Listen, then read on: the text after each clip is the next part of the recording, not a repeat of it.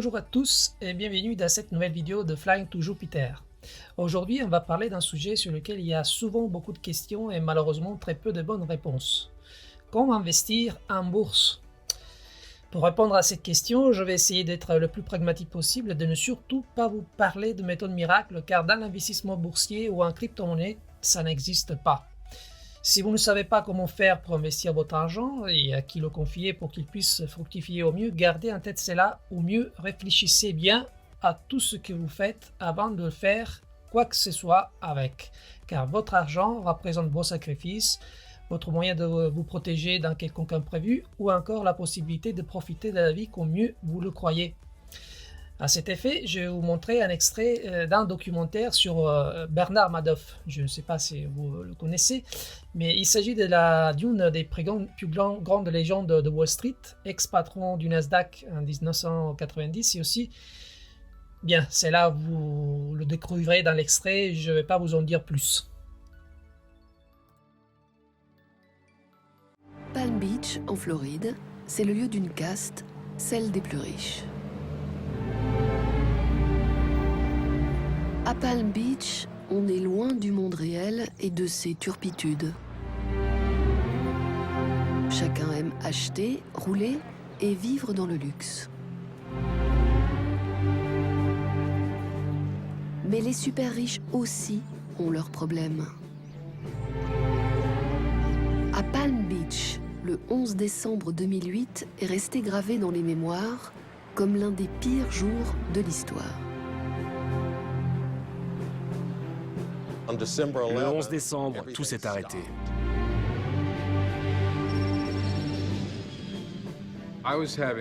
J'étais en train de dîner dans un restaurant de Palm Beach ce soir-là.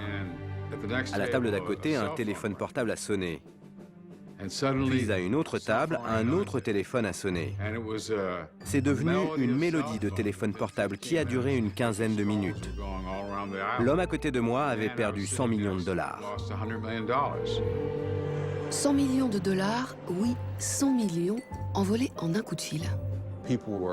Les investisseurs étaient en état de choc, de panique, de terreur. Ils criaient, pleuraient, juraient. Ils étaient anéantis. C'était le terme que tout le monde employait, anéanti. Et puis il y a eu la colère. Ces gens ont réalisé qu'ils avaient perdu tout leur argent. Ils pensaient avoir investi chez un ami car ils considéraient Bernard Madoff comme un ami. Ils ne pensaient pas que cet ami les trahirait. C'est l'histoire d'une fraude financière tentaculaire. Personne ne l'avait imaginé.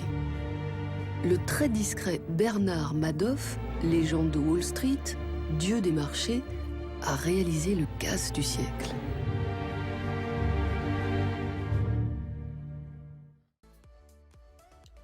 Le hedge fund de Madoff était le plus grand fonds d'investissement au monde, qui avait atteint la somme astronomique d'environ 65 milliards, qui correspond à l'équivalent annuel du PIB d'un pays comme la Croatie.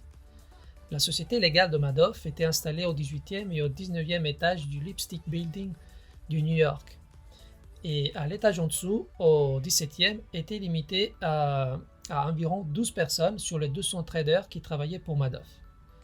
Le soi-disant fonds d'investissement n'était en fait qu'une simple pyramide de Ponzi, du nom de l'escroc italien Charles Ponzi, qui avait englouti l'argent de la communauté italienne dans la Boston des années 20 en leur faisant croire à des placements miracles très lucratifs.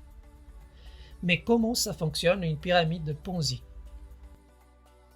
Dans une pyramide de Ponzi, l'escroc ne place pas l'argent des investisseurs, il n'y a pas de business. Les fonds des nouveaux clients servent en fait à payer les intérêts des anciens clients. Ils servent aussi à rembourser ceux qui veulent récupérer leur mise. Au passage, l'escroc garde une partie de l'argent pour lui. Pour que la pyramide fonctionne, le fraudeur doit continuellement attirer de nouveaux investisseurs. Tout est basé sur la confiance et la réputation de son auteur. Et cela, Madoff l'avait bien compris. C'est sur la petite île de Palm Beach, en Floride, que Madoff va lever le plus d'argent. Au Palm Beach Country Club, où pour y adhérer, il fallait déjà verser la somme de 250 000 dollars. Donc imaginez-vous le genre de fortune qui faisait partie de ce club et qui représentait les clients les plus extraordinaires pour le fonds Madoff. Mais ce n'était pas tout. car par la suite, Madoff s'était également organisé pour attirer des classes moyennes qui possédaient tout de même à des importants capitaux pour au total environ 6500 clients. Et le pire dans tout ça, c'est que normalement, Wall Street est une industrie régulée par la SEC, Securities and Exchange Commission. Il s'agit de l'organisme fédéral américain de réglementation et de contrôle des marchés financiers. C'est en quelque sorte le gendarme de la bourse américaine. Ses pouvoirs et sa commission ont été profondément remaniés par le Dodd-Frank Wall Street Reform and Customer Protection Act de 2010. Les lois et réglementations financières qui constituent le droit des marchés financiers américains proviennent du principe que tout investisseur institutionnel ou privé doit avoir accès à un minimum d'informations avant d'acheter et pendant toute la durée de détention des titres.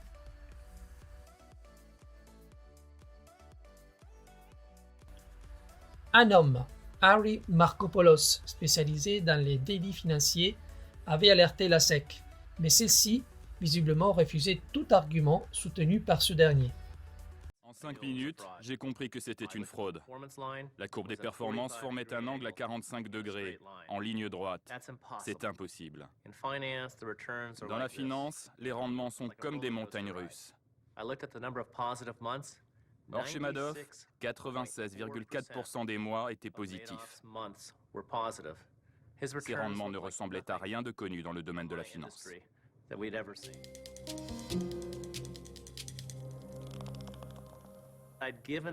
C'était une affaire résolue. Je l'avais emballé dans un papier cadeau avec un bonnet autour et je leur ai donné sur un plateau d'argent. Tout ce qu'ils avaient à faire, c'était de faire ce que je leur disais pour amener Madoff devant la justice. Mais ils ne l'ont pas fait. À la suite de cela, le sujet est remonté jusqu'au Congrès américain. Voici un petit extrait de l'entretien entre un représentant du Congrès de la SEC, à la fois accablant et rigolo en même temps, qui va tourner au jeu de massacre. What the heck went on? Why didn't you find him is the question. I understand your question, and we cannot answer as to the specifics. I can talk generally. You don't know anything. I can only talk about what we do overall. No, we want to know specifically. I don't want to know what your general purpose in life is. I don't need you to come here to tell me that you hate fraud. Hate when that happens, don't you? But you're supposed to find it out before it happens. In enforcement, obviously, we can't, and I understand that concern. But this is huge. How do you miss that? You find your backside with two hands if the lights were on. You have single-handedly diffused the American public of any sense of confidence in our financial markets if you are the watchdogs. You have totally and thoroughly failed in your mission. Don't you get it? Et le pire dans tout cela est qu'à la fin du scandale Madoff, mis à part Madoff qui s'est constitué personnellement en assumant tout seul sa fraude, sans aucune enquête judiciaire pour établir les complices, pas d'autres noms, pas d'autres responsables, personne n'a été envoyé, aucune sanction suite à la disparition des 65 milliards. Mais alors, 1. Quel rôle ont joué dans le monde financier entier, en France, en Italie, au Luxembourg, en Angleterre, au Canada et bien sûr aux États-Unis, les sociétés qui ont rabattu des clients très riches en échange de commissions très importantes. Et 2. Les banques qui voyaient transiter ces montants très importants. Morgan Chase & Co, pour faire un exemple, car il s'agit de la plus grande banque américaine qu'a dû s'expliquer en particulier devant les juges ou dans laquelle Madoff avait ouvert les comptes de sa société ainsi que de son compte personnel. Pourquoi cette banque n'a pas signalé les mouvements entre les comptes de Bernard Madoff et de Morgan Levy, magnat de l'immobilier new-yorkais, ses deux plus gros clients? Entre 1992 et 2001, Morgan Levy a transféré environ 100 milliards de dollars à Bernard Madoff et Madoff l'a renvoyé sur le compte de Norman Levy. Une banque doit s'assurer qu'il ne se passe rien d'illégal sur les comptes de ses clients.